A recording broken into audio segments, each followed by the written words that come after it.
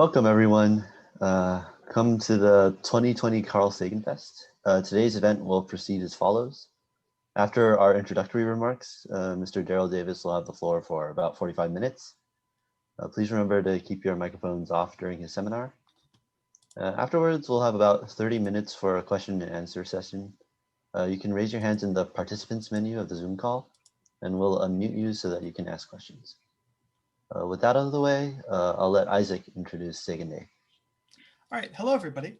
I'm Isaac Grossoff. I'm the president of the CMU Humanist League, and I'm here to welcome you all to the Carl Sagan Fest, which is CMU's annual celebration of free inquiry, science, and human values. So I represent the Humanist League. We're a community that meets weekly to discuss important questions in a peaceful and positive way, much as will be reflected in the talk we're going, as closely related to Mr. Davis's approach in the talk we're going to see. We promote dialogue over dogma, so giving reasons, not just opinions. We explore complex issues and work to build common understanding to bridge humanity's differences. So for instance, we've explored divisive questions like, why do people plot revolution? Is abortion moral? Does morality require emotions? And many others that you can see on screen here.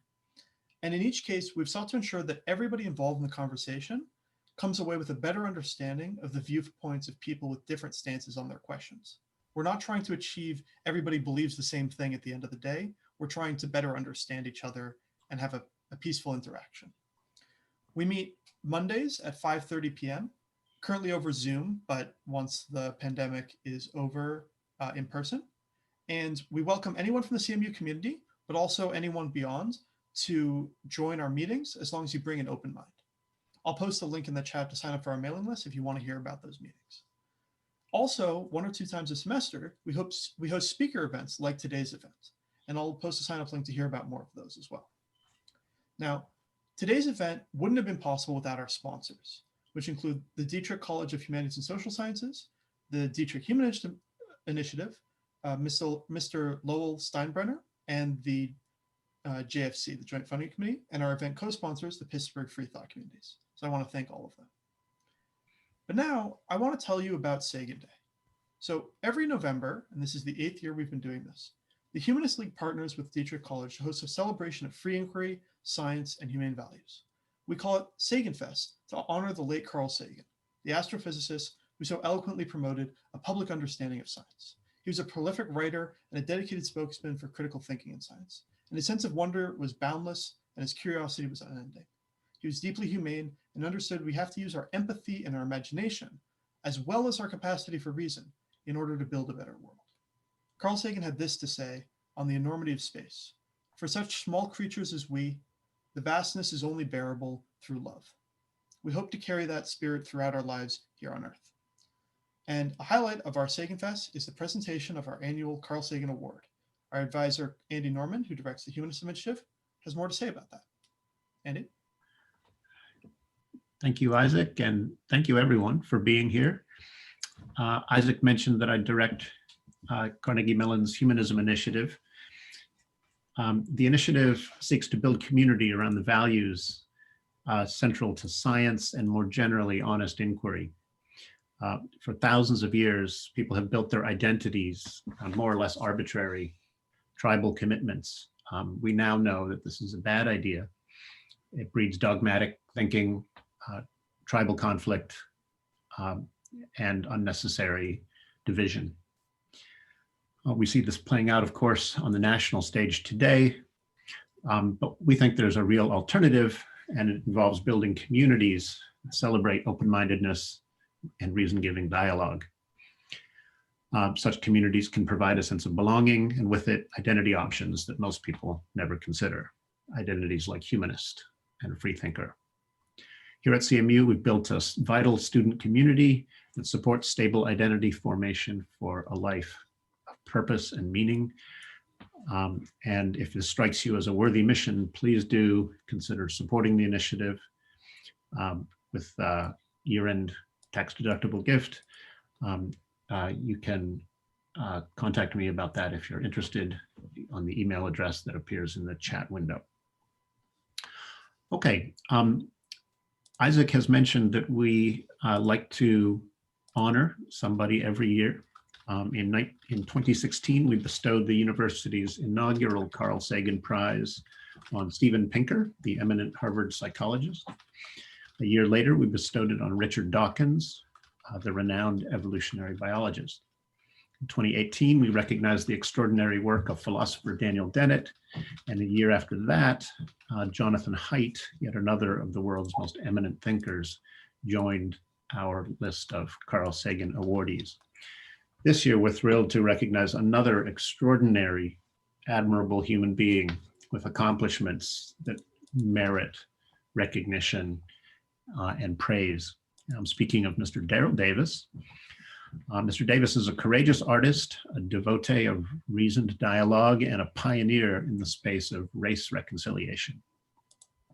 He's an accomplished blues musician who has played with B.B. King, Chuck Berry, Jerry Lee Lewis, and Bruce Hornsby.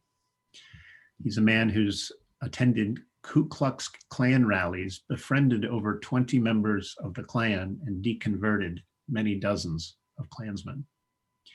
He's the author of the book Clandestine Relationships, A Black Man's Odyssey in the Ku Klux Klan, and the subject of a 2016 documentary titled Accidental Courtesy, Daryl Davis, Race and America. Ladies and gentlemen, our 2020 Carl Sagan Prize reads this way on the plaque. Carnegie Mellon University recognizes Daryl Davis for inspired devotion to dialogue and inquiry, fearless promotion of humane values, and exemplary efforts to improve human welfare. I'd like to introduce Ms. Barbara Talley, who will assist me with the presentation of this award, and after that we'll hear from Mr. Davis. Perhaps you all will join me using the reactions button at the bottom of your screen to give Mr. Davis a hand. Okay. Barbara, you're on. Thank you. Yes, thank you. You know, it was in 2005 that I had the privilege of giving Daryl another award, and it was the 2005 Dizzy Gillespie Baha'i Award for Racial Harmony Through the Arts. And so here I am in 2020 with my dear friend to give him this beautiful award from the Carnegie Mellon University's Humanities. Isn't that beautiful? It is gorgeous. It's gorgeous. Nobody deserves it more than you, Daryl. Thank you, Barbara. It is my honor to be here with you today. Thank you. Thank you so much. Thank you. And I want to thank Carnegie Mellon and Andy Norman and everybody there who has selected me. I'm truly humbled, truly honored.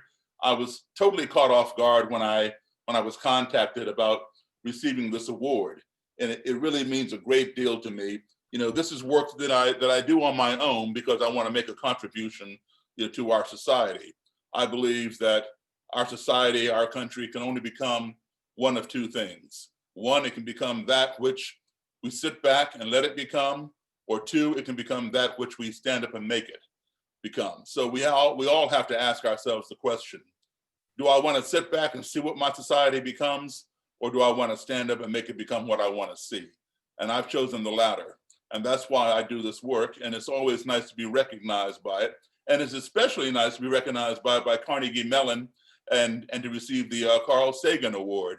Because I tell you, you know, as a kid, as a child, I want to be an astronomer as well. And I ended up becoming a musician. And I show you how everything becomes full circle. Because the person who inspired me to become a musician in my late teenage years was the man who invented rock and roll music, the late, great Charles Edward Anderson Berry, better known to most people out there as Chuck Berry. He was my hero. He became my friend, and I played piano for him for 32 years. And Carl Sagan himself chose a piece of Chuck Berry's music, the song Johnny Be Good, to put in the Voyager 2 space rocket in the time capsule to be forever up there in orbit in case any aliens ever found the space capsule, they could find out what life was like on Earth. And they heard my mentor's song, Johnny Be Good. So Now we're all connected, Chuck Berry, Carl Sagan, and myself. It's come full circle. So thank you all very, very much. Congratulations. Thank you, Barbara. Okay, you know, I'm 62 years of age, and this started for me a long, long time ago. Let me give you just some of the stepping stones that prepared me to be able to do this type of work. My parents were US Foreign Service, so I spent a lot of years overseas, especially my formative years. You get assigned to a country for 2 years, and then you return home here to the States. You're here for maybe a few months, possibly a year, and then you get assigned back overseas to another country for 2 years, back and forth, back and forth. This started for me at the age of 3 in 1961. And I did some kindergarten over there overseas. I did elementary school, some of my grades, etc. But when I was going to school overseas, my classes were filled with kids from other embassies from all over the world. My classroom looked like a United Nations of little kids. That was the norm for me. That was my first exposure to school, and there were no problems. My classmates were Nigerian, Italian, Russian, French, Japanese, you name it. If they had an embassy there, their kids were there with me. And even though we may not have spoken the same languages or looked alike, we were able to work and play together and have slumber parties. Race was never a question. But when I would return home here after the 2-year assignment, I would either be in all Black schools or Black and white schools. In other words, the still segregated schools or the newly integrated schools. Even though desegregation was passed by the Supreme Court in 1954, it didn't just change overnight. Schools were still segregated in the 60s and some on into the 1970s. But so it always takes time for things to materialize even after laws are passed. So one time coming back, I was the age of 10, 1968, and I ended up in a school in which I was one of 2 Black children in the entire school. Myself in 4th grade and a little Black girl in 2nd grade. Consequently, all of my friends, of course, were 4th and 5th graders, and naturally they were all white. Many of my male friends were members of the Cub Scouts. They invited me to join. I joined, and we had a lot of good times, a lot of fun. We did a march from Lexington, Massachusetts to Concord, Massachusetts to commemorate the ride of Paul Revere, freedom from the colonial British Empire. Everything was going fine. People were cheering us and all this. I was the only Black Scout participant in this parade. We got to a certain point along the parade route when I began getting hit by bottles, soda pop cans, and rocks and debris from the street by a small group of spectators off to my right. I remember there being a couple of kids, perhaps a year or 2 older than me, I was 10, and a couple of adults who were throwing things. And my first thought was, oh, these people over here on the sidewalk, they don't like the Scouts. That's how naive I was. I did not realize that I was the only Scout getting hit until my Scout leaders all came rushing over and covered me with their bodies and escorted me out of the danger. All I could do was ask why. Why are they doing this? I didn't do anything. And all they would do is shush and rush me along without answering my question. When I got home at the end of the parade that day, my mother and father, who were not present, were putting Band-Aids on me and asking me how did I fall down and get all scraped up.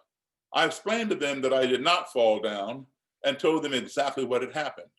For the first time in my life, my mom and dad sat me down and explained to me the definition of racism.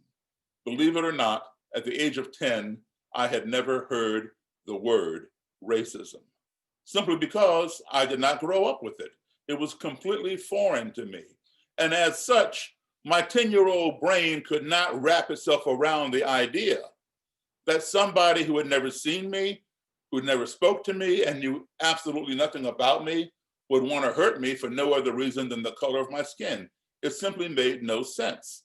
And the people on the sidewalk who were doing this did not look any different to me than my friends overseas, whether they were my little German friends, my Swiss or Australian, or French friends, or for that matter, my fellow Americans at the embassy, or for that matter, my classmates right there in Massachusetts. So that is not the reason people were attacking me. And I was convinced that my parents were deceiving me. For the first time in my life, I did not believe what my parents were telling me. Between a month and a half to 2 months later, that same year, 1968, on April the 4th, Martin Luther King was assassinated. And every major city in this country, nearby Boston, my hometown Chicago, where I am right now, Washington, D.C., every major city burned to the ground, all in the name of this new word I had learned a couple of months ago called racism.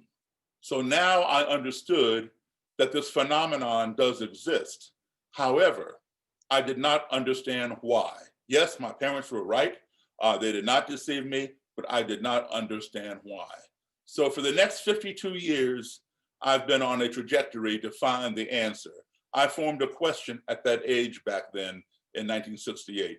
The question was, how can you hate me when you don't even know me? And I've been looking for the answer to that question. So as an adult, I became a musician, went to Howard University, graduated with my degree in music, and music is my profession. But understanding race relations has become my obsession. And as such, I wanted the answer to my question that has plagued me since the age of 10. Well, who better to ask that question of than someone who would go so far as to join an organization that has over 100 years of practicing hating people who do not look like them and who do not believe as they believe. So I decided I would go to the Ku Klux Klan and sit them down and ask them, how can you hate me when you don't even know me? So that has been my journey. Now to give you some stories about that and how we can apply what I've learned to our daily lives and help mitigate adversity, whether it's racial adversity, gender adversity, socioeconomic, whatever. You have somebody who is an opponent, somebody who disagrees with you. I'm going to tell you how I approached it and what worked for me. When I first contacted the Ku Klux Klan, I had my secretary set up a meeting with the head of the Klan in my area to tell him that I'm writing a book on the Klan. Would he consent to sitting down and giving me an interview?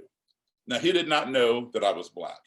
He agreed to do the interview. I was told not to fool with this guy because this guy would kill me. I got his information from somebody who knew him who did not want to give me the information. And I was warned repeatedly, do not fool with him.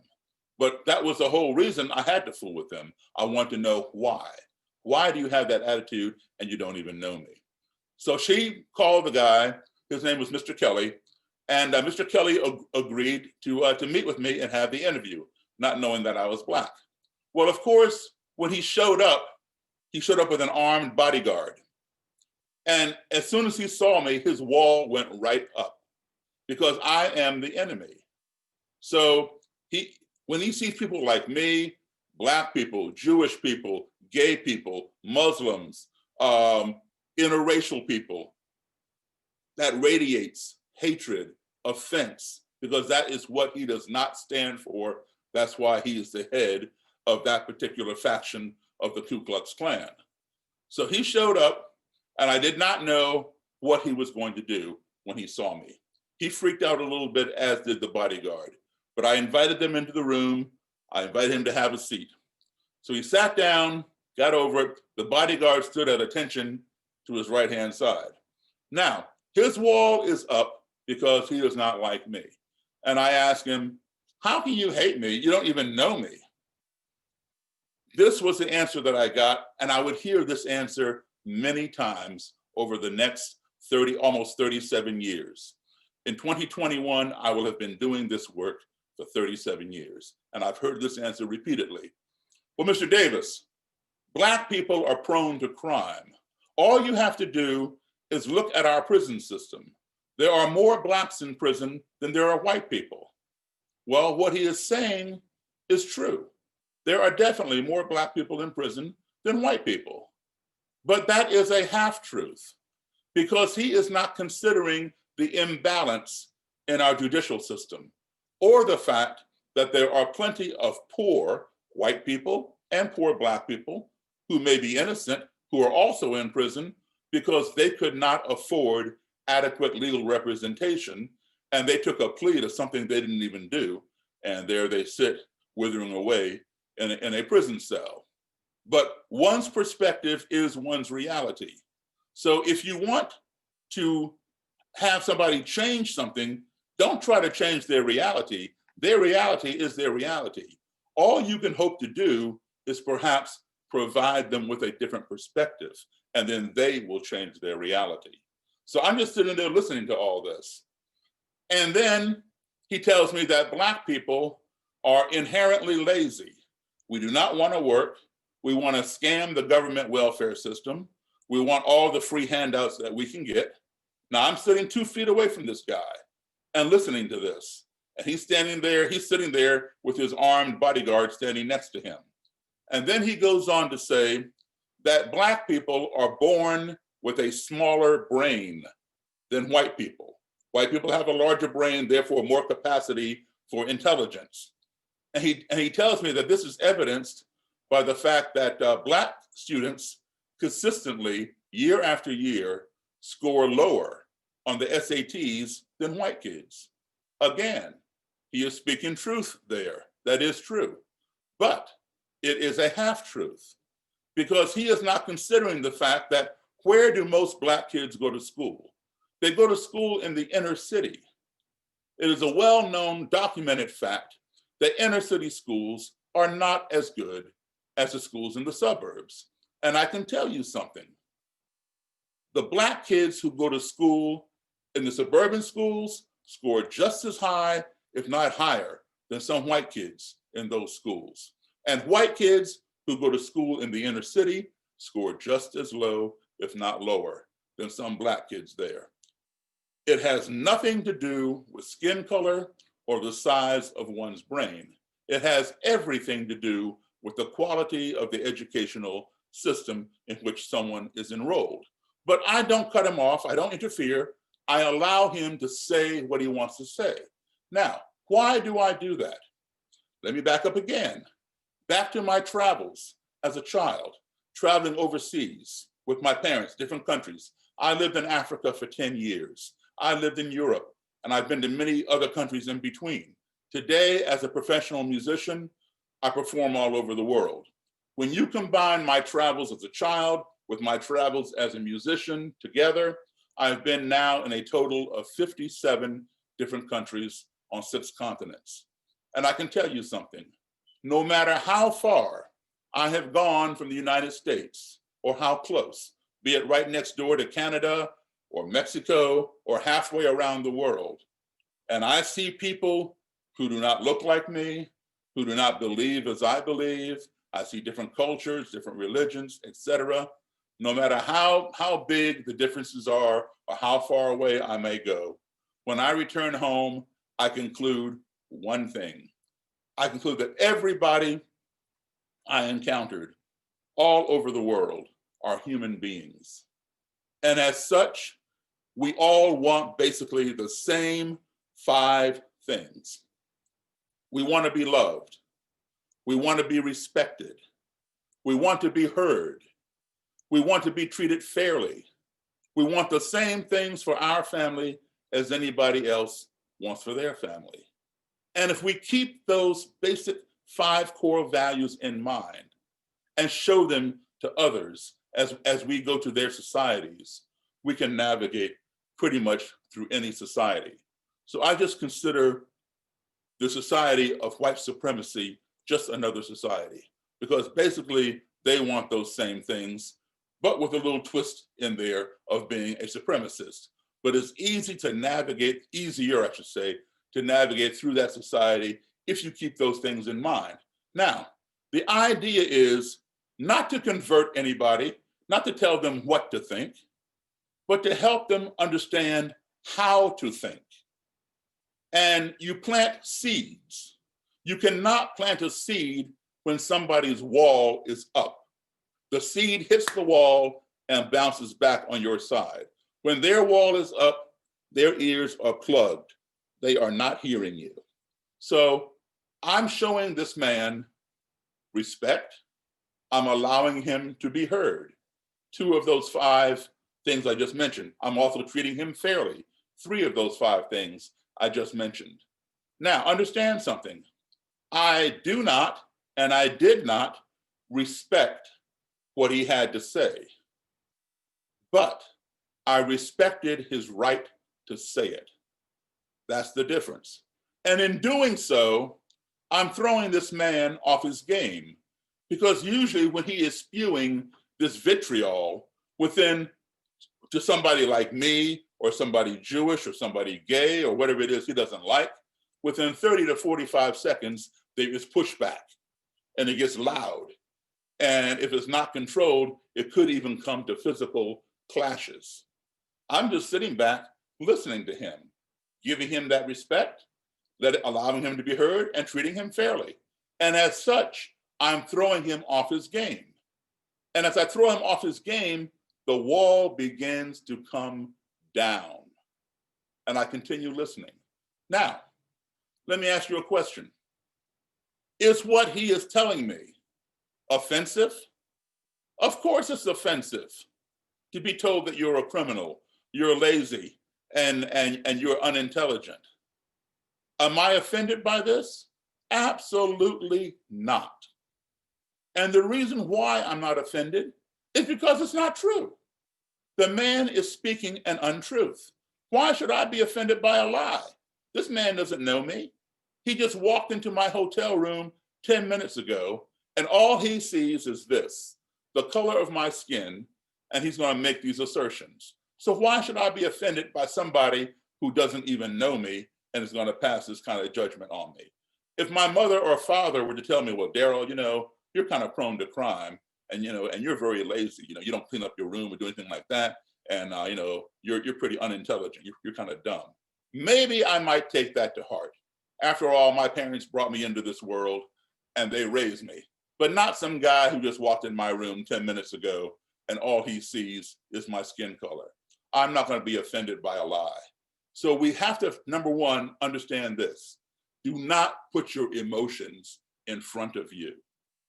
If you know who you are, then believe it. Don't let somebody else convince you of who you are not. If you don't know who you are, you have no business walking into a room with somebody like that, because they will tell you who you are and you might believe them. So get your self-esteem together, know who you are before you walk into a room with somebody who may have an opinion that disagrees with yours. You must be willing to listen, to respect that person, to allow him to speak or her to speak, treat them fairly, and give them that platform. So as a result, that wall comes down. And now after he has exhausted all this vitriol and you have given him those things, he feels compelled to reciprocate. So now he's going to listen to you, rebut him or say whatever it is you want to say, because the wall is down. When the wall is down, his earplugs are out or his hearing aids are in. So he's going to hear you now. Now, it's my turn to speak. I could go on the offense and verbally attack him, and I would be well within my right to do so. I could say, hey, no, you are the one who's a criminal. You're the one hanging black men from trees and dragging them behind pickup trucks and bombing their churches and doing all these kinds of things. And I would be absolutely correct. The Ku Klux Klan has a long history of doing just those things and more. But I'm not going to go on that attack, because if I do, that wall goes back up. I want to keep the wall down. So instead of going on the offense, I go on the defense. But my defense is a subtle offense. My seed gets planted across that wall because the wall is down now. I say, I hear what you're saying, but the fact of the matter is, I don't have a criminal record. Nobody in my family has a criminal record. I have a bachelor's degree. My mother and father both had master's degrees. My father was working on his PhD when he passed away. As far as welfare goes, I've never been on welfare. Nobody in my family has been on welfare. As far as my brain size goes, I've never measured my brain, but I'm sure it's the same size as anybody else's. And as far as the SATs go, my SAT scores were good enough to get me into Howard University. Oh, and by the way, we have a new vice president who graduated from Howard University. My SAT scores were good enough to get me into Howard University. And now I have a bachelor's degree. So I'm saying all this defending myself, but he's hearing it. So therefore it is a subtle offense, all right?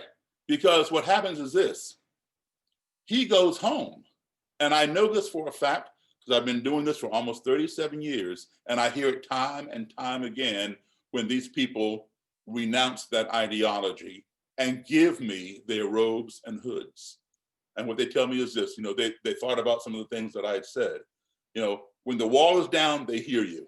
They go home and they reflect on it and they think, I just had a 3-hour conversation with a Black guy and we didn't fight. Yeah, we disagreed, but we didn't fight. That's never happened before. And what he said about such and such, it made sense, but he's Black. But what he said was true, but he's Black. So they're having a cognitive dissonance going on. They realize the information I imparted to them was true. Either they know it to be true already, or they've researched it and found it to be true.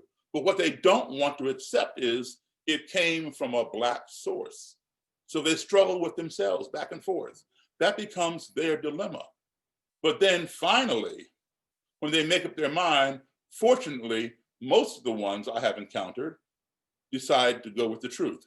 The question is, do I disregard Daryl Davis's skin color and believe the truth because I know it to be true and change my path? Or do I consider his skin color and continue living a lie? That's the question only they can answer. So fortunately, most of them that I have encountered, well over 200, have renounced that ideology and gone with the truth. There will be those who will go to their grave being hateful, racist, and violent. And there's no changing them. That's the difference between ignorance and stupidity. Now, if I had thrown my education in their face, knowing that I might have more education in my little finger than this guy sitting in front of me and his whole Klan group put together, that would have offended him and the wall would have gone right back up.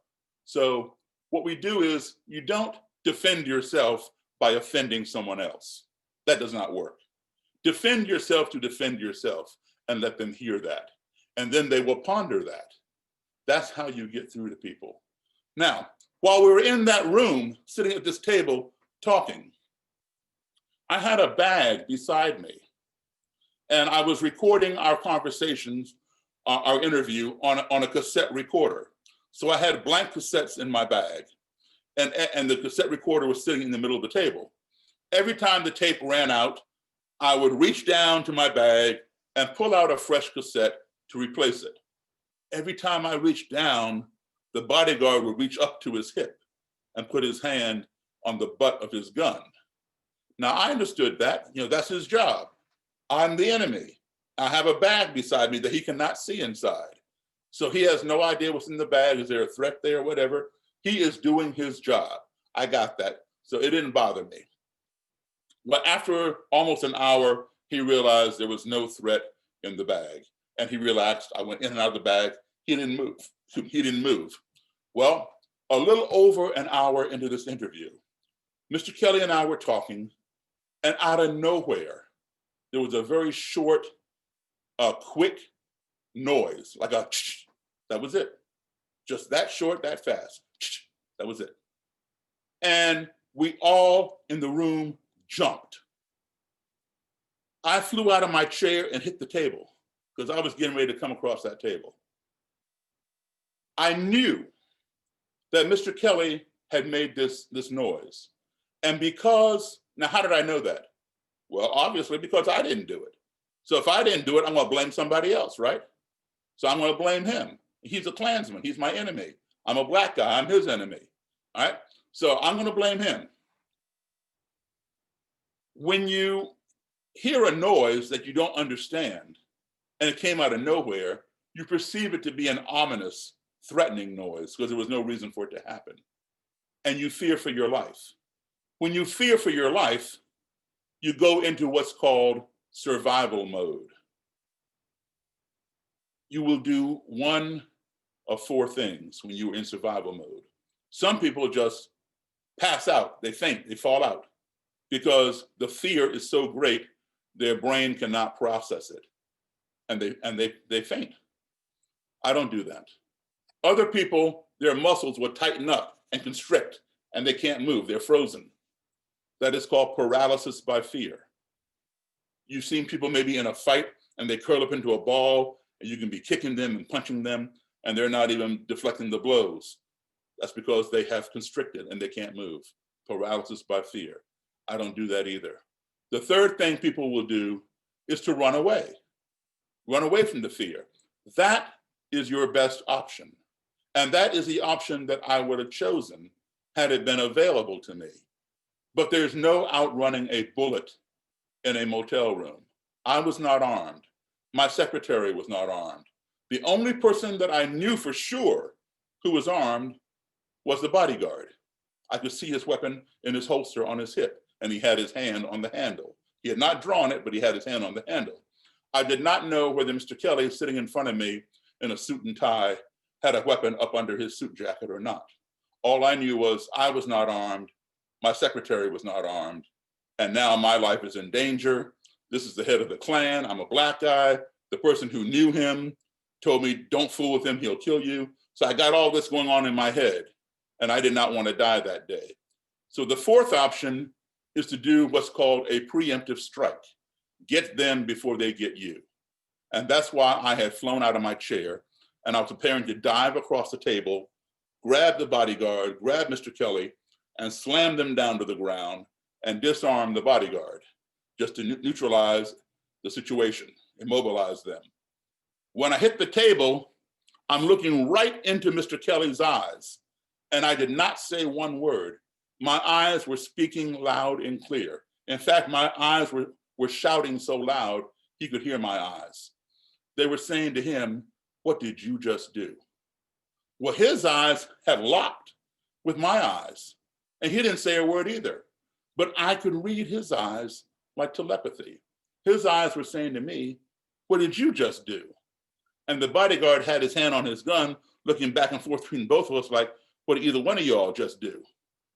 Well, Mary, my secretary, she was sitting on top of the dresser in this motel room because there were no more chairs. She realized what had happened, and she began explaining it to us when it happened again.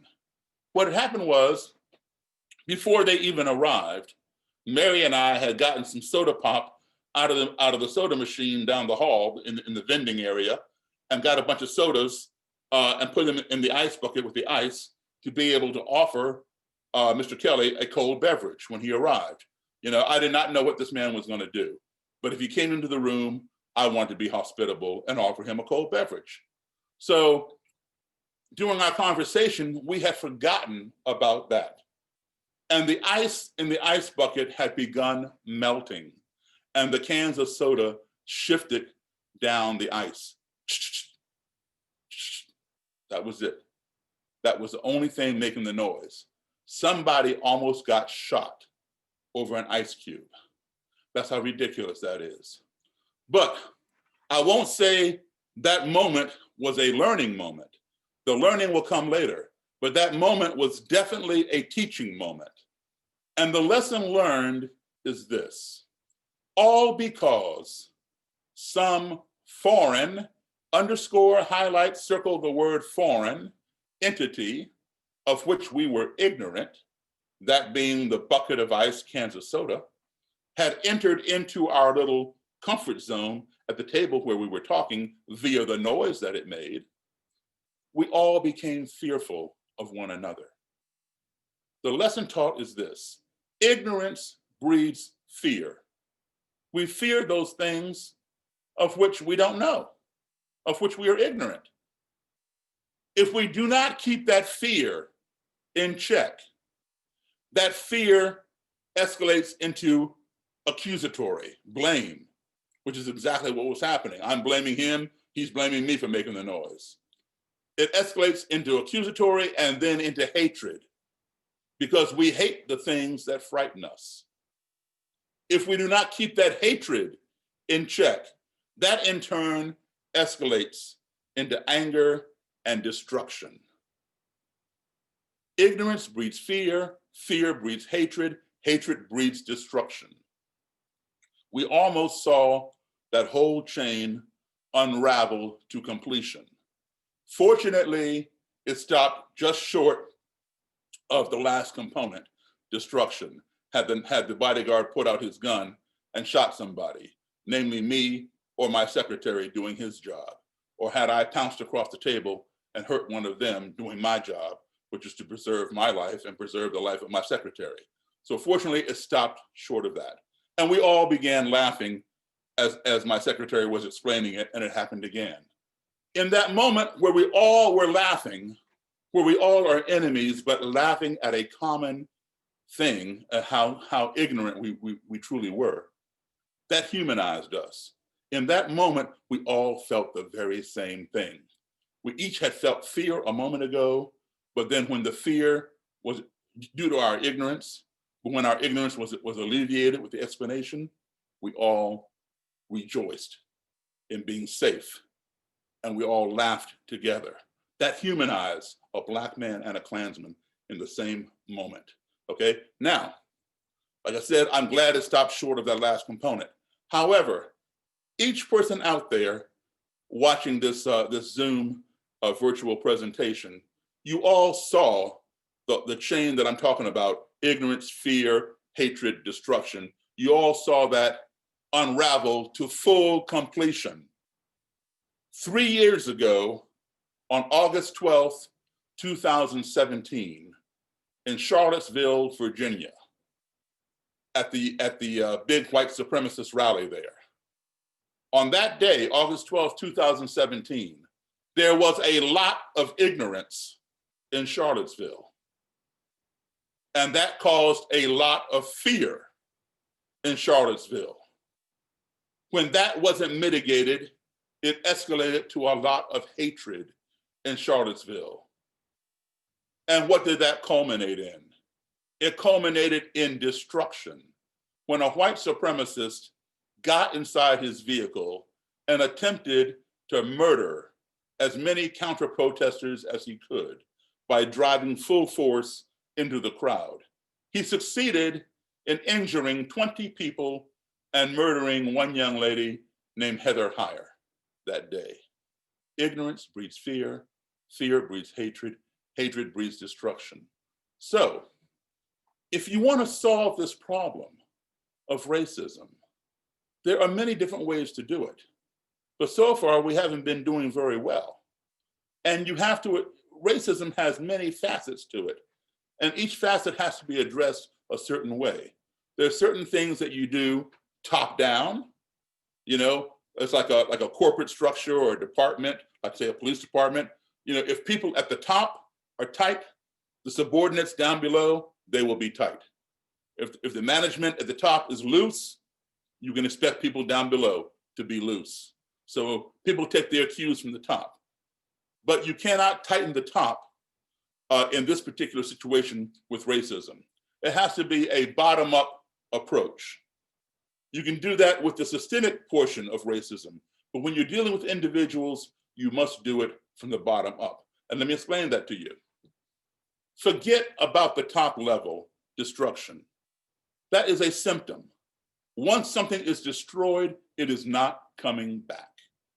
The next level down is the hatred. Again, another symptom. Forget about it. It's not worth pursuing. Next level down, fear, another symptom. Don't address it. Forget about it. Go to the bottom. That's the source, the nucleus of everything. And that is ignorance. If you fix the ignorance, then there's nothing to fear. With nothing to fear, there's nothing to hate. With nothing to hate, there's nothing to become angry about and destroy. The good thing is there is a cure for ignorance. That cure is called education and exposure. You provide somebody or a group or whatever with that education, you give them that exposure, then they're no longer ignorant. And therefore, all those symptoms don't even come into being. That's how it works. And as I told you before, when these people go home and they reflect upon these things, that is what happens. It may not happen overnight. It may not happen over a few weeks. Sometimes it takes months. Sometimes it takes years. And then when they renounce that belief and I end up with their robes and hoods, I'm telling you, it's because of those conversations. A missed opportunity for dialogue is a missed opportunity for conflict resolution. When two enemies are talking, they're not fighting, they're talking. They may even be disagreeing, but at least they're talking. It's when the conversation ceases that the ground becomes fertile for violence. So you want to keep the conversation going. And that's how we solve things. I go to extremes. I'm a Black man going to KKK rallies and sitting down with the Klan and all this kind of stuff. I've been doing it for a long time. If I can achieve that, certainly it should be a lot easier for people to sit down at their own dinner table and have conversations, regardless of whether your sister or your brother voted for this candidate and you voted for that candidate. I've heard way too many stories, folks, about friends and families breaking up over political candidates. That is absolutely ridiculous. Do not put your emotions in front of you. Listen to the other person. Try to understand why they feel that way. Do not try to change their reality. Their reality is based upon their perspective. Only they can change their reality. But what you can do in the meantime is offer them another perspective. But you will not be able to offer them that perspective if they have their ears plugged up and their wall is up. Bring their wall down by showing them respect, allowing them to be heard, treating them fairly. You know, we start off, you know, let's take race off the table. There are many hot topics out there: abortion, nuclear weapons, global warming, the war in the Middle East, the current election, okay? You're on this side, somebody else is on this side, your adversaries. Talk, have that conversation, show that respect, allow each other to be heard, regardless of whether you agree or not. And as you do that, you will find if you spend 5 minutes with your biggest adversary or your worst enemy, you will find you have something in common. You spend 10 minutes, you find even more in common, and that gap is closing.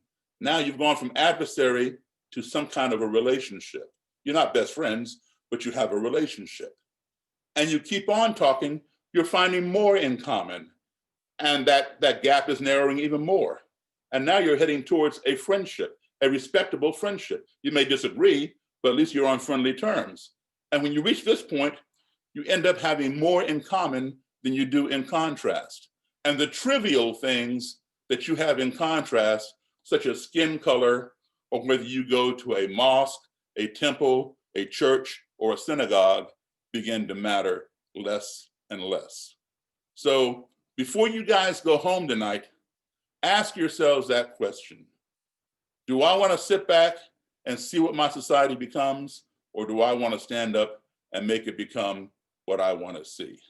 Only you can answer that question, and as an individual, you can affect a lot of other people. Thank you all very much, and I'm ready to take your questions. Thank you so much, Mr. Davis. Thank you. I really appreciate that talk. Yeah, so now we have some time for a question and answer. The way we're going to field questions is using the participants menu, which you can get to by clicking the participants on the bottom of the Zoom call. You can click the raise hand button. And when you do that, I'll see it, I'll unmute you, and you can ask your question. So so while people are thinking of their questions, maybe I could start with a question for you, Mr. Davis. the examples you gave, the sort of information that sort of caused this internal conflict in people, in the person you were talking to, was information that's sort of easy for you to demonstrate, right? Like you could demonstrate, I've never been to jail, I have a bachelor's degree, and so on. And that set up that internal conflict in somebody. I guess I'm wondering if someone's beliefs are about something that's hard to sort of provide evidence like this on. So, you know, people saying the war in the Middle East was a good idea or a bad idea. What sort of contrast can you set up that might have the potential to have that? Well, what I try to do is differentiate. Everybody's entitled to facts. Everybody's entitled to opinions, but not all opinions are facts. So I respect somebody voicing their opinions, but if their opinions are not factual, then it's up to me to provide those facts.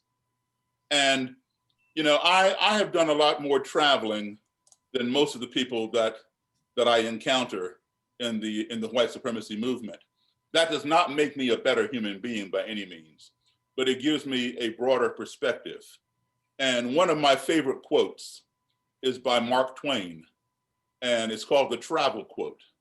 And Mark Twain said, "Travel is fatal to prejudice, bigotry, and narrow-mindedness, and many of our people need it sorely on these accounts. Broad, wholesome, charitable views of men and things cannot be acquired by vegetating in one little corner of the earth all one's lifetime." And that is so true. And that has been my experience. I can tell you right now, perhaps had I grown up here in my own country my whole life and never had all this exposure as a kid that my parents, you know, gave to me because of my dad's job, would I be doing this work with white supremacists? Would I be going to Klan rallies? Probably not. Probably not.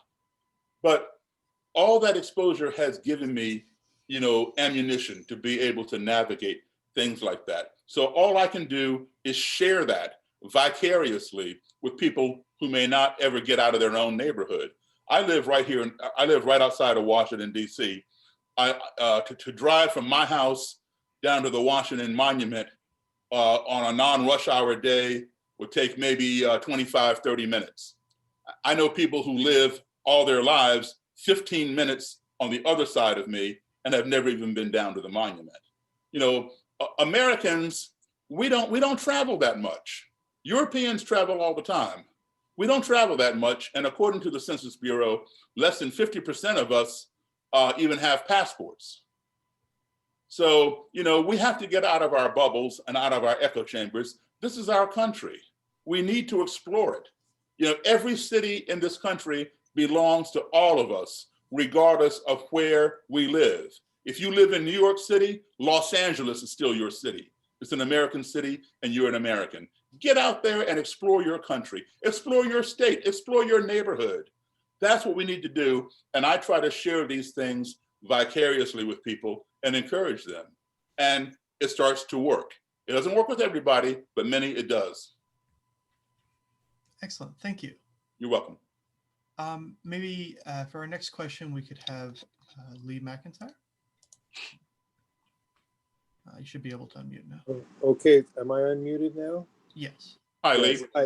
Hi, Mr. Davis. I have such great respect for your work. I saw your interview on Amanpour and Company. Oh, thank you. I'm a philosopher, and I deal with science deniers. I deal with flat earthers, climate change deniers, anti-vax, anti-COVID people. These are the folks that I'm talking to on a daily basis. I've come to some of the same conclusions that you've come to talking about race in my own work talking with science deniers. And your work's very inspiring because if you can do what you do with Klansmen, I feel like I should be able to make more progress in talking to climate deniers and flat earthers. But here's an issue that I wanted to get your advice on. In November 2018, I went to a flat earth convention, and respect, empathy, listening, all of the things that you described. I was not able to make a dent. And it led me to worry about the following.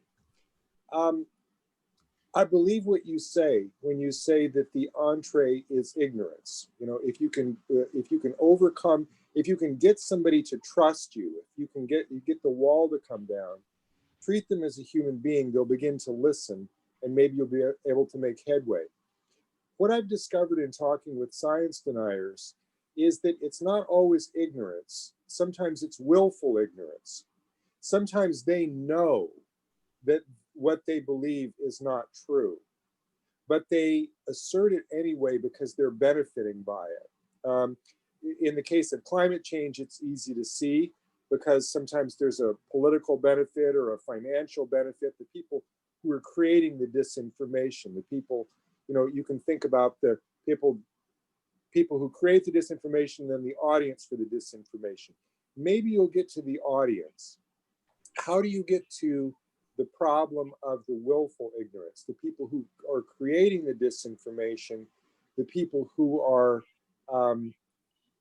creating the incentive structure for all of the ignorance to breed, so that, you know, we have this tremendous problem. My selfish interest is in science denial. How do I reach all of the climate deniers in America who are believing the things that are created by the willfully ignorant people at ExxonMobil and the dark money think tanks who are benefiting from this? I feel like that in some ways is the source. Otherwise, I'm just perpetually trying to convert people one by one. And as I said, I haven't had much luck in doing that because you're very skilled at it. It's very hard to do what you do. I'm not as skilled at it, but I wonder if you could address the question of willful ignorance. Sure. There is willful ignorance, and sometimes I even compare that to stupidity. You know, there are people who are opportunists, and I think these are the people that you're speaking of as being willfully ignorant. Perhaps some of their followers as well, but because they are going to self-enrich, they're going to benefit by exploiting others, having them believe a certain thing helps them to be enriched.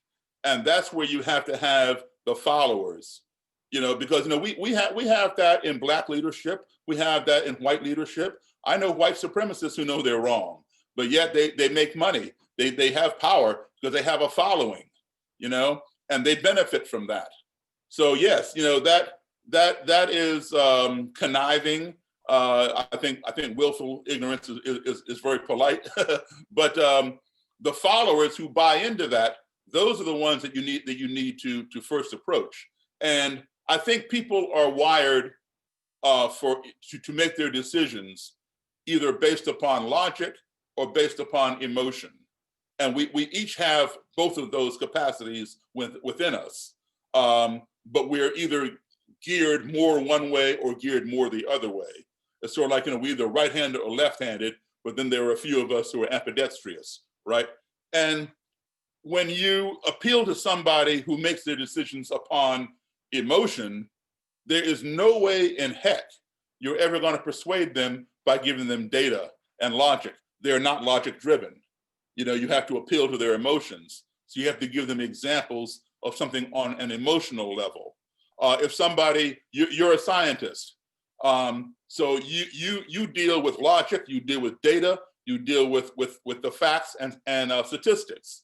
And so nobody is going to sway you one way or the other if they tell you about how they feel. How they feel is irrelevant if it doesn't show in the data. All right, so because you're logic driven. I'll give you an example of something. I had this Klansman in my car one day. He was considered what's called an exalted cyclops, a district leader. And we were riding around, and he's in the passenger seat, I'm driving. And somehow or another, we got on the topic of Black crime. And he made the statement that I'd heard before from different Klan people. He says that, you know, that all Black people have a gene in them that makes them violent. And I said, well, how do you figure that? He said, well, who's doing all the drive-bys and carjackings in Southeast? He was referring to Southeast Washington, D.C. which was a predominantly Black area, high crime. There's some white people who live there, but it's predominantly Black. I said, okay. I said, it's Black people. I said, but that's what lives there. I said, you're not considering the demographics. Who's doing all the crime in Bangor, Maine? White people, because that's what lives there. And he's like, no, that has nothing to do with it.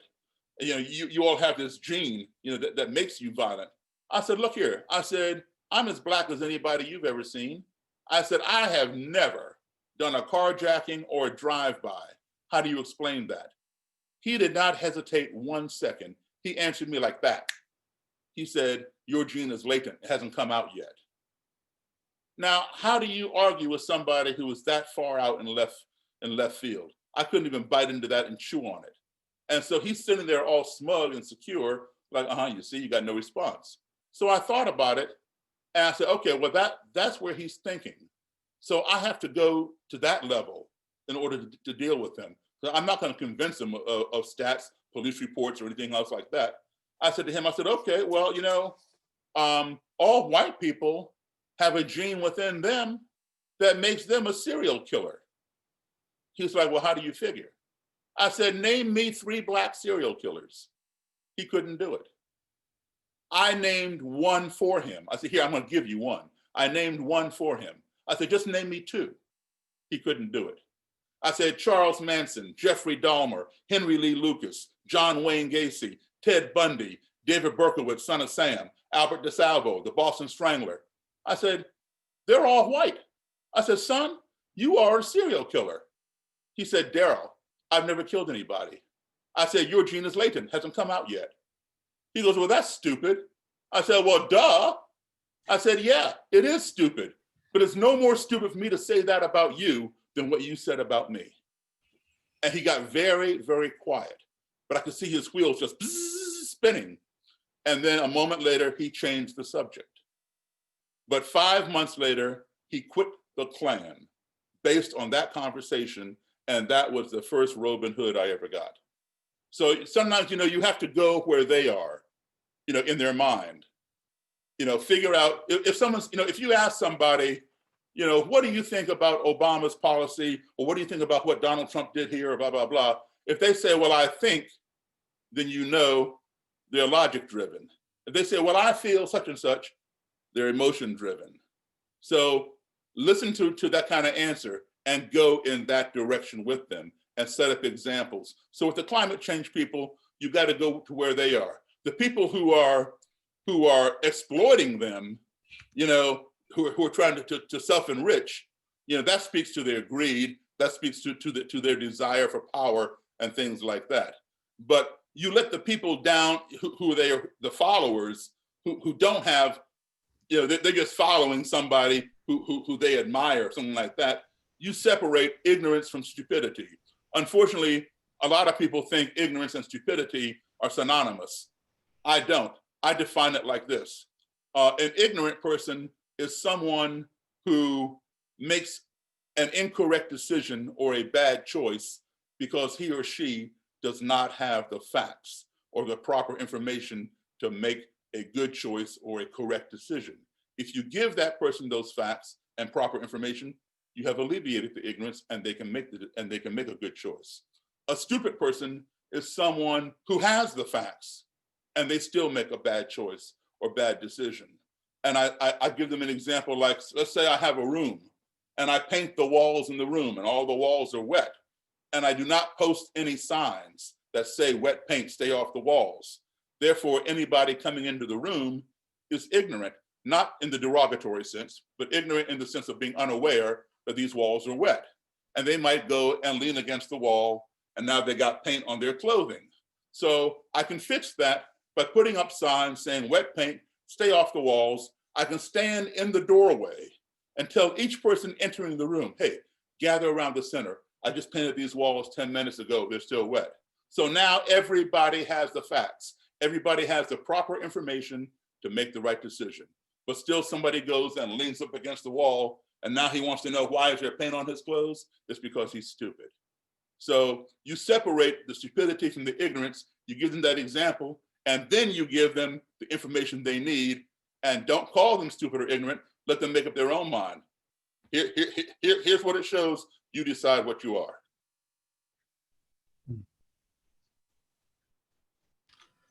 Thank you for that answer. Thank you.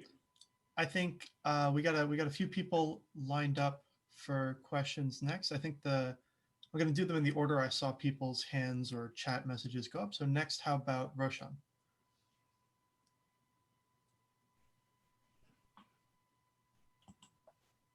Oh, I got to unmute him. Sorry. Am I muted? Okay. Can you hear me, Isaac? Yes. Yeah, How are you doing? Okay. Thank you, Mr. Davis. That was an excellent talk. My question is, can you comment on what the responsibility of, if any, of the oppressed community is in like moving towards progress? Like, for example, what might be the responsibility of the Black leaders or the Black community in moving towards like a post-racial United States or something like that? Yes. What I would encourage is for people to come together and respect the collective voice. We cannot achieve, nobody can achieve anything on their own. We need people from the other side to come together with us, all right? Like, for example, we have always had white people involved in our civil rights movement, starting with Rosa Parks in 1955 and on through the 1960s with Dr. Martin Luther King Jr. We've always had some white people marching with us and supporting our movements, all right? Not a whole lot, but they were there. And 20 years ago, Barack Obama or any Black person could never have become elected president, because, you know, Black people did not put Barack Obama in the White House. White people put Barack Obama in the White House. Black people only make up 12% of the US population. Right now, they say it's about almost 13%. So we really haven't grown. I mean, when I was a kid, it was 12%, all right? So not all 12% of us are eligible to vote, either because we're not old enough, or we're not registered, or we're felons, or whatever. All 12% cannot vote. But even if all 12% of Black people in this country could vote, including newborn babies, that still would not be enough votes to put Barack Obama in the White House. We still needed a mass of white votes to join us to do that. By 2008, there were enough white people who were willing to say, hey, I like that guy's policies, check, he's got my vote. Prior to that, there were not, even though there have been a lot of Black people who were capable of running this country, but the attitude of the majority was not there enough to do it. By 2008, they were. It was that collective voice that got him there. All right, now, back to our protests from the civil rights movement, all right? We've turned a lot of pages, but if you look at the protests today, we are seeing a mass of white people joining us in the streets, marching in the wake of the George Floyd lynching, calling out for equality and racial justice and stop these police killings, et cetera, all right? A mass of white people joining us, which we've never seen before. And as a result, there is a larger ripple effect that is taking place in this country that we've never seen before. While the marches and protests in the wake of George Floyd's death were geared predominantly towards police departments, the ripple effect was widespread. You had NASCAR banning the Confederate flag, but had nothing to do with the police, but had everything to do with race. NASCAR, which was ground zero for the Confederate flag, banning the Confederate flag. The state of Mississippi, of all places, removing the Confederate flag out of their main flag body. Food brands like Aunt Jemima and Uncle Ben changing their branding. Legislation being written up and passed to remove statues. We've never seen this many changes before occur so quickly. And now police officers who are making these transgressions are being arrested and charged a lot quicker and fired a lot quicker than ever before. Normally, when these things would happen, if they were charged or even accused, well, they were always accused, but if they were charged, it would take months and months and months.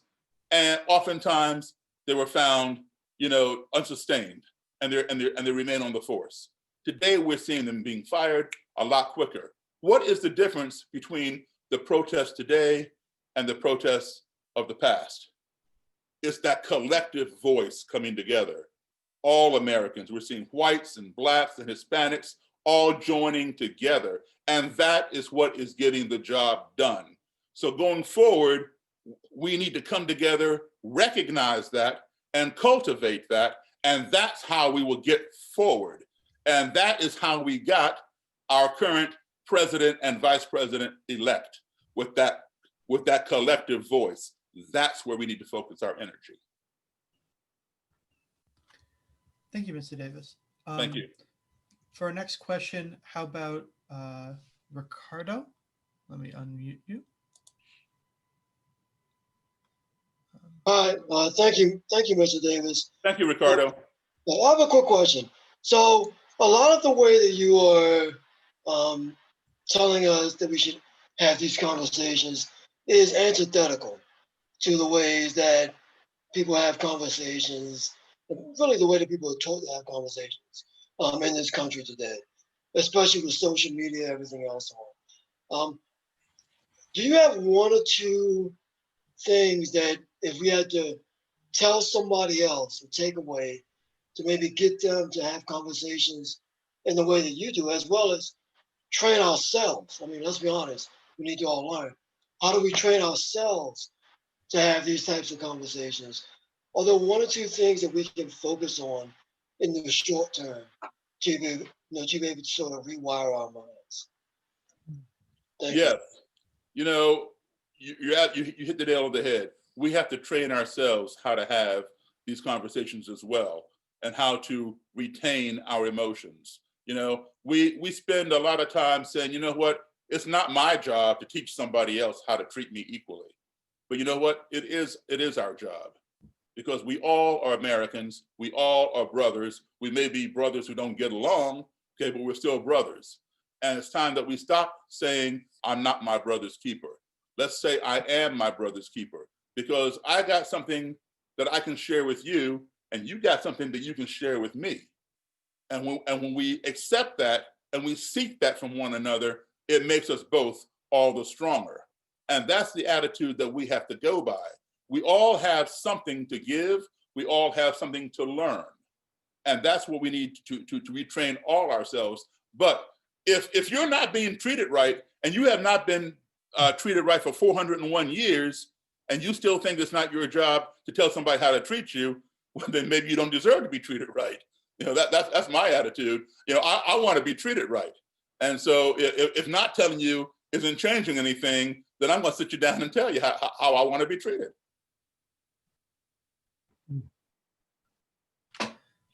Thanks. You're welcome. I think somebody posted a question in the chat, but maybe had to leave. So they don't seem to be in the list of members. So I'm going to read that question for them.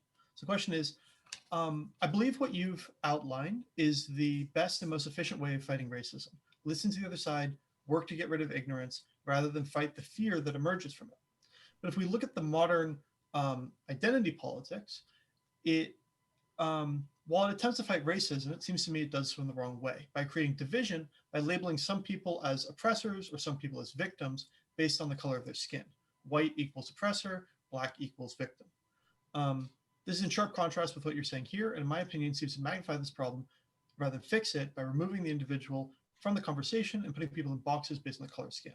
I want to know what you think about that concept.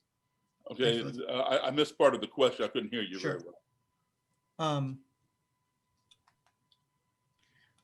where so the to summarize, this person's talking about the concept of identity politics, which to him seems to put people into boxes where, according to maybe their skin color, maybe along the lines of white equals oppressor and black equals victim.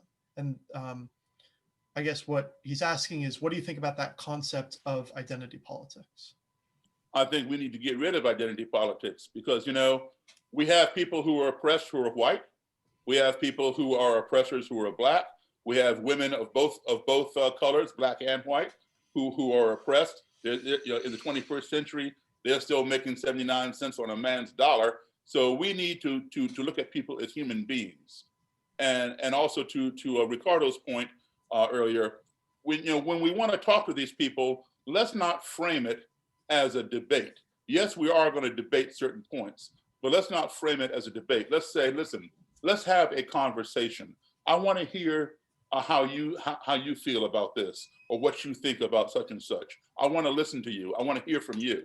Frame it as a conversation, and that way the temperature is kept down. Because if you tell somebody, hey, I want to debate you on this, well then, you know, their guard is up and they're ready to defend and offend and whatever else. So I think, you know, we need to remove identity politics out of it and look at it from a humanistic point of view. What is fair? What is fair regardless of the color or religion? Thank you. You're welcome. I think the next person, KD, do you want to go next? You should be able to unmute. Hello, Mr. Davis. Thank you so much for your. Hi, KD. Thank you so much for your terrific talk. It seems to me that you may agree with Jonathan Swift, who said that we can't reason someone out of something they didn't reason themselves into. And so my question is, a lot of bigotry is based on religion. Religion is impervious to reason. So how do we go about conversing with someone who says, well, my religion teaches me that women are inferior, or blacks are inferior, or gay people are perverts? Well, you know, I think that the church, and when I say church, I don't mean a specific church, I mean the religious institution. I think they have a large responsibility, as well as schools. You know, where do we learn? Where do we get most of our information from? There are three sources: our parents, our church, if we go to a church, and our schools, our academic systems.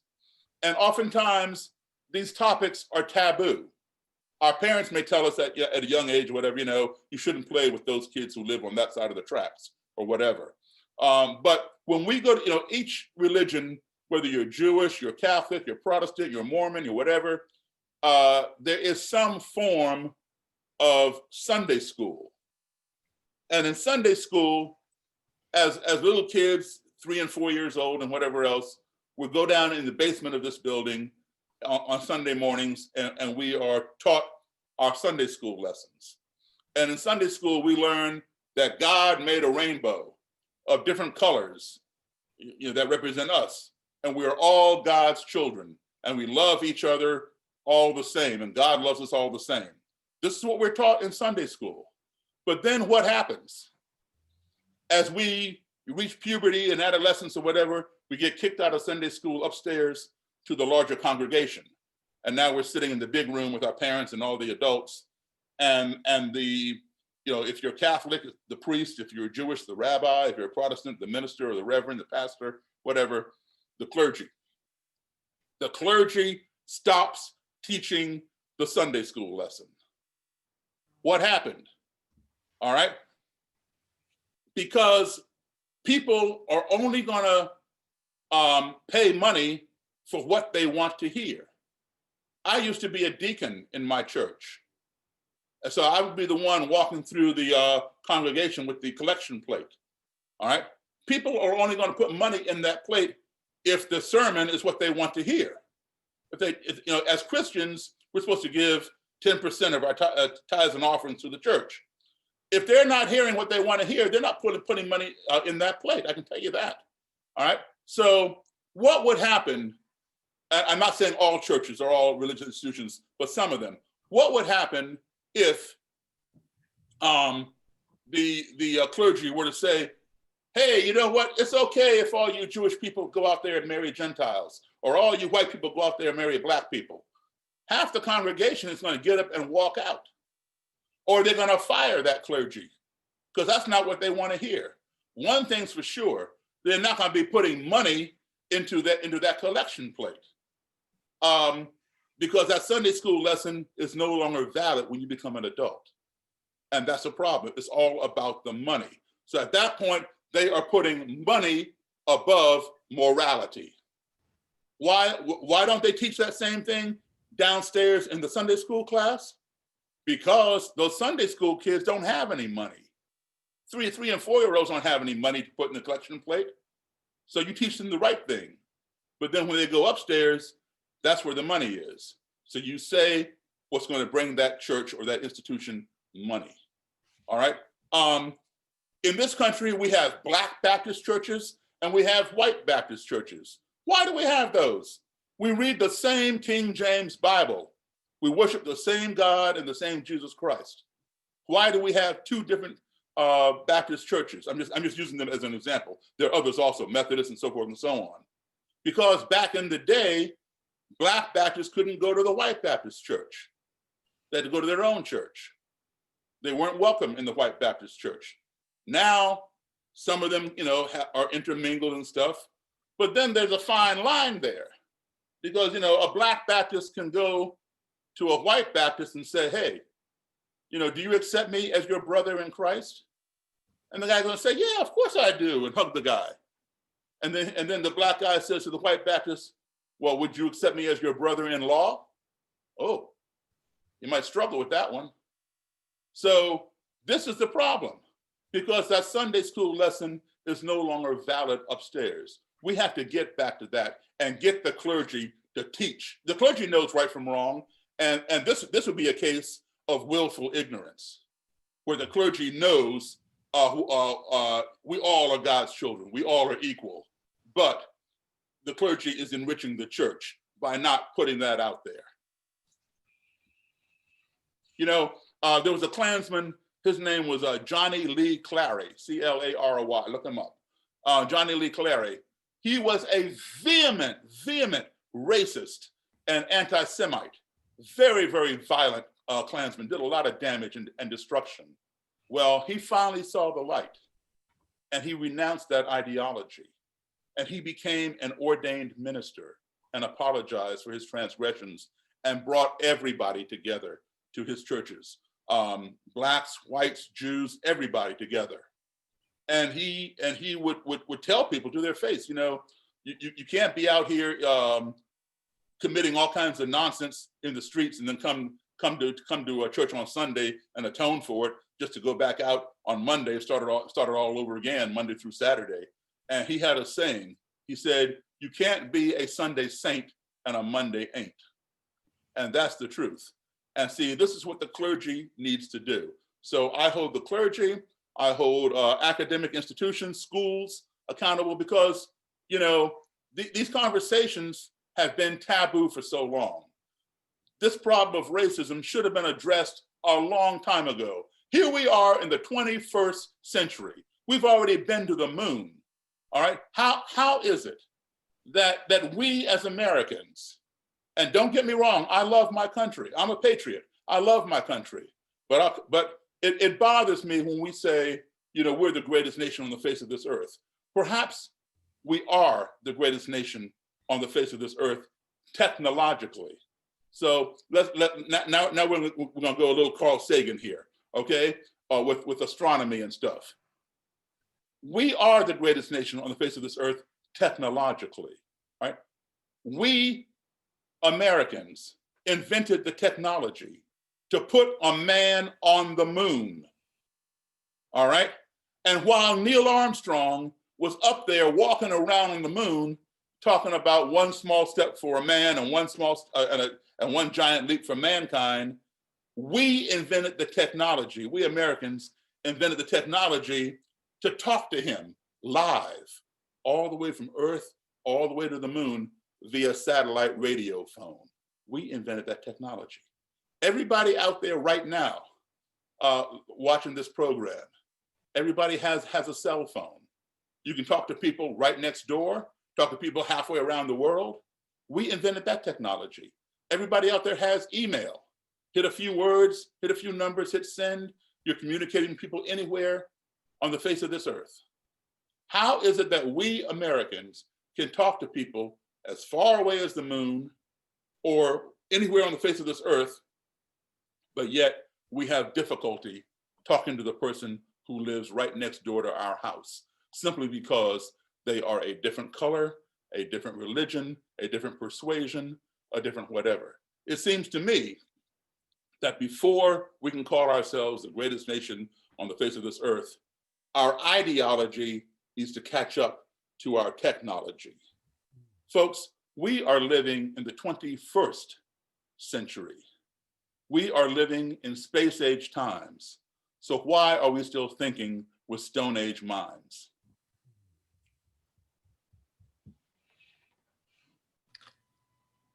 Thank you for that. I think I'm trying to see who's asked a question a while ago. Andy, I saw you asked a question in the chat. Sure, I'll ask it verbally if that's all right. Daryl, you can hear me? Sure, Andy. Yeah.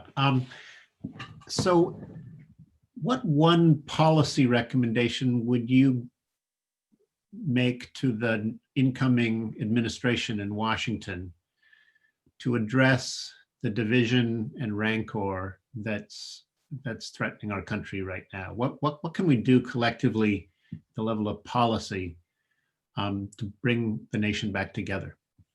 You know what I would do? I would do the same thing that we do externally. Let's do it internally.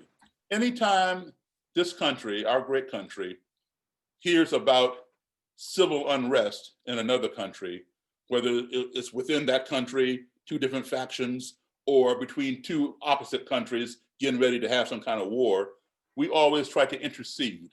And we try to get these two enemies to come to a table. We try to arrange a summit and bring these two opposing forces to come to the table, and we try to moderate this and try to draw up some kind of ceasefire or peace accord or whatever. We're always interceding on the behalf of a foreign country or foreign countries that are about to attack one another. Why don't we try that same thing right here in our own country? Why don't we invite the people that we consider are causing civil unrest, etc.? Bring them to the table. Let's find out what it is they fear, because their fears may be steeped in ignorance, which we can cure. We have the education, we have the exposure to mitigate those fears. But see, we sweep all that stuff under the table and we're in denial of it until something explodes. So instead of being reactive, let's start being proactive. Thanks. You're welcome. Thanks, Mr. Davis. Next, how about Omasan? Do you want to go next? Sorry, I have a question to ask. This is speaking as someone who is from Africa, who observes America. What country in Africa? Am I concerned about? Pardon? I'm from Nigeria. I live in England. I'm part English, but I'm from Nigeria. I live here. I was saying. Yeah, my own concern about America. Sorry, you speak. Please keep speaking. I was saying that I visited Nigeria many years ago to Lagos. Yes, I live in Lagos also. I'm in England at Fini. But basically, my own question is, America's issues are very structural. Segregation has almost become embedded in society there in America compared to other places with had racism and that kind of thing.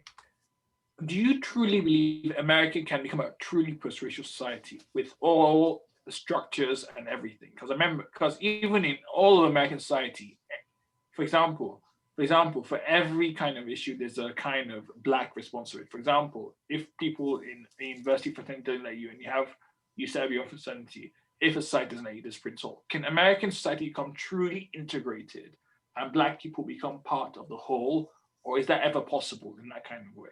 Or is it just a kind of separate societies really humming together? Like, is it like basically two societies passing each other? Because they're like, my own view of America is there are many Americas. It's a very big country, but can Black and white truly become integrated? Because we can talk about churches. Sunday, as Barack Obama said, is the most segregated part of American society. Everyone goes to church. That was Martin Luther King who said that. But, no, but I think Barack Obama quoted that. But the same kind of issue is, can America become truly integrated in the kind of way that really creates a post-racial society? The answer to your question, I believe, is yes, absolutely. If I didn't have any hope, I wouldn't be putting my life on the line and working towards that very end goal. I truly believe it can be, because I've seen it. I lived in societies where we all got along. I grew up in societies where we all got along overseas. So as a young child, I was living 10 years in the future as a kid, being in these schools in the 1960s with kids from all over around the world in my class. That scenario had yet to come to my country until 10 years later. So I was already living it. I was already living in the future. We talk about over here, we went from black and white TV to color TV. Well, when I was overseas as a child, I went from color classrooms to black and white classrooms. It was like in the reverse. So I knew in advance that, yes, this can work. It can definitely work. But what we have to do is change the perspectives and come together and stop putting taboos on these conversations. And that's why I'm so grateful for you all to have these conversations. Because, some years ago, we wouldn't be sitting here talking about it. It was taboo. People did not want to discuss race. So that's why I'm grateful. So yes, we can see changes. We're seeing them right now. Yet, they're coming slowly. We've come a long ways, but yes, we still have a long ways to go. But yes, I do believe the answer to your question is absolutely, it can happen. And it will happen one day. Thank you, Mr. Davis. And I think we will have one final question. Okay. So this is from Kieran, who posted in the chat, but I'll let them say it out loud if they want. Hello, Mr. Daryl, Mr. Davis, can you hear me? I can, thank you. This has been very eye-opening. This has been a great experience talking to you and listening to you. I wanted to tell you, you opened my mind when you said so many things happened because of George Floyd's death. I never realized that, yet you showed us see how much great change has come to the society because of that. My question is, whenever we sit down to talk with people who don't agree with us or who have different perspectives or who have different views, I always get emotionally involved or personally involved, and it's hard for me not to put emotions into that. How do we train ourselves, or what are the things out there that you can tell us, or maybe how did you come here to this point where you can take out the emotion before you talk to that other person? Yes, what you should do is this. Before you engage in those kinds of conversations, spend a lot of time learning as much as you can about that person's position, whether it's a racial position or a position on abortion or on global warming or whatever your adversarial conversation is going to be about. Learn as much as you can about how they feel, how they think, so that way you know what to expect and you know who you are. They cannot define you. Only you can define yourself. All right? Now, but be open-minded. If they say something that that goes against what you believe, but they show you evidence, be open-minded to say, hey, I need to maybe take a look at this and look at this from another perspective, because you have something to learn from them. They have something to learn from you. So be open-minded, but learn their position and find the facts that reinforce your position. And always go into these conversations, not debates, conversations prepared that way. And I want to touch on one more thing before we go. A lot of this divide that we're seeing in our country today in terms of race is this. This country was built on a two-tier society, white supremacy and slavery. And as we progress through the years, we progress like this. Maybe like this, but never like this. All right? And as I said, when I was a child, Black people in this country were 12%. Native Americans, just under 1%. Hispanic people, Latino people approaching 2%. Asians between 3 and 4%. Today, we Black people remain at 12%, almost 13%.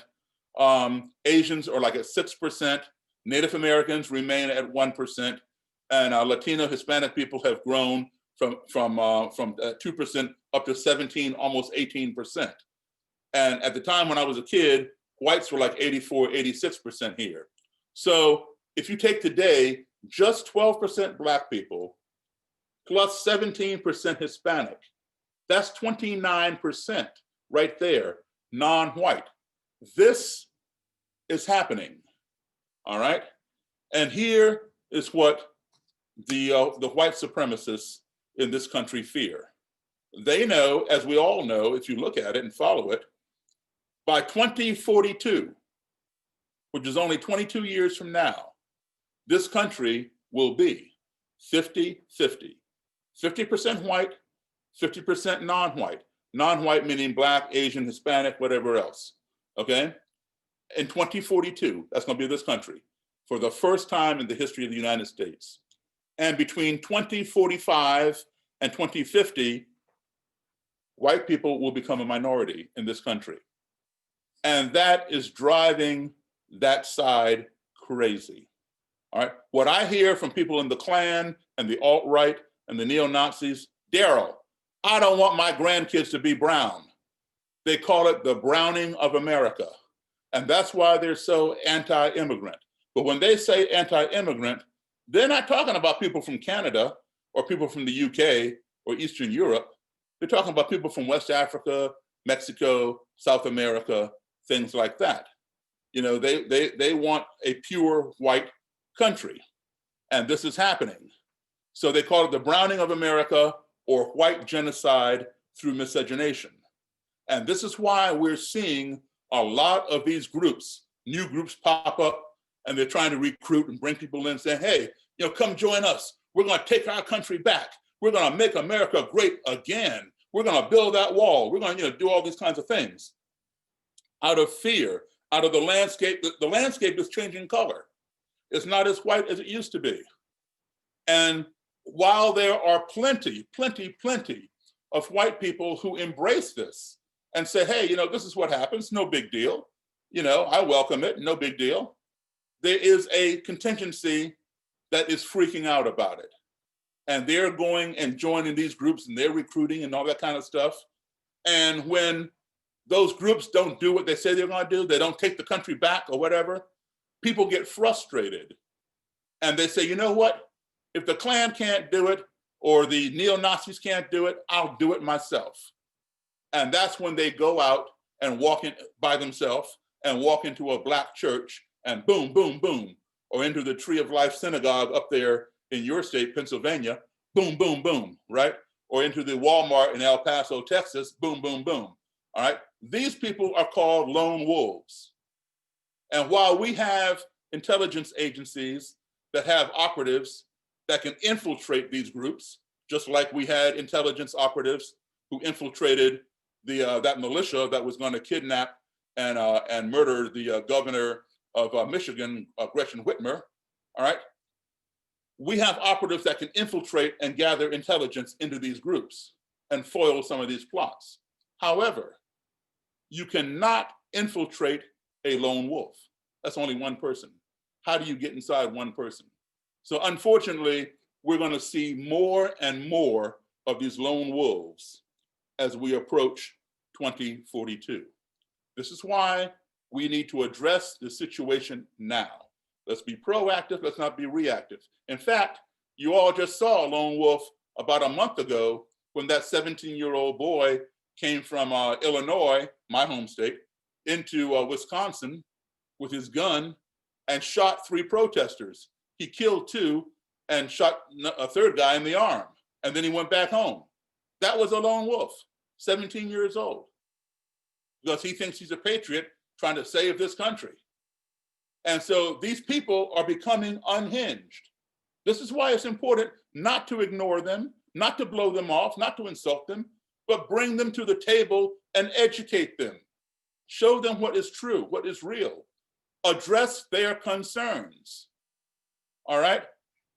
Like I said, as we approach 2042, we're going to see more and more of those people. They are becoming unhinged. Those of you who are old enough out there will remember 1999. And in 1999, everybody was freaking out about the year 2000. You know, Y2K, the world is going to come to an end. My VCR will stop working. You know, the bank is not going to work anymore. I got to get my money out of the bank and hide it under my bed because, you know, the world's going to crash. Well, 2042 is the white supremacist Y2K. There's a lot of angst out there about that. So we need to lower the temperature. We need to bring people to the table, have these conversations, and move forward together in the collective voice that makes us the United States of America, not the Confederate States of America. Thank you so much, Davis. Mr. Davis. I'd love to have more of this conversation, but I have to be cognizant of time. People, you know, have other things they need to do. So I think now's a good time to wrap things up. I wanted to thank you one more time. And I also wanted to tell people, if you're interested in having, you know, if the point of the Humanist League is around having, learning to have difficult conversations with this, first maybe with people who choose to, and then you can maybe use these skills and what Mr. Davis has described in order to use that, in order to talk to people who you disagree with more vehemently. So if you're interested in those sort of discussions, you can join our discussion meetings. I've put the link to hear about them in the chat. And I wanted to thank everybody, our attendees, our speaker, and everybody else who made this event possible. So thank you all. Thank you all, and good night. Thank you very, very much.